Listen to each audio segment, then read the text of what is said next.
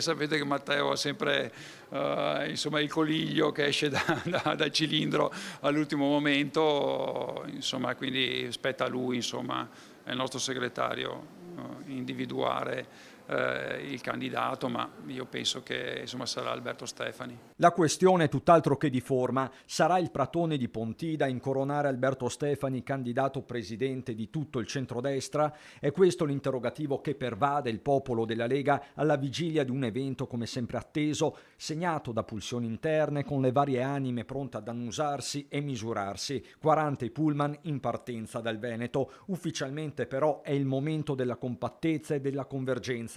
Lo è anche per Mario Conte, più volte indicato come possibile candidato governatore. Noi ci saremo numerosi per sostenere Matteo Salvini, per sostenere e ringraziare il presidente Zaia, ma soprattutto per lanciare, speriamo, ufficialmente la candidatura di Alberto Stefani. Non c'è altro tempo da perdere, dobbiamo lavorare per andare a raccontare ai veneti quanto di buono è stato fatto e quanto di buono vogliamo fare. Lei rimane sempre a disposizione se la chiameranno nella lista? Io rimango a disposizione dei miei cittadini. Ma mentre i leghisti sembrano convergere su Stefani, sul quotidiano Il Foglio, il coordinatore veneto di Fratelli d'Italia, Luca De Carlo, a precisa domanda definisce autorevole la candidatura del presidente della Camera, il leghista veronese Lorenzo Fontana, ribadendo che al momento nessuna decisione ufficiale e definitiva è stata presa. Contrariamente agli altri, per noi la candidatura del Veneto non è un assillo a fondo su Pontida, caustica Forza Italia. Non credo che Salvini possa fare un nome se non è condiviso con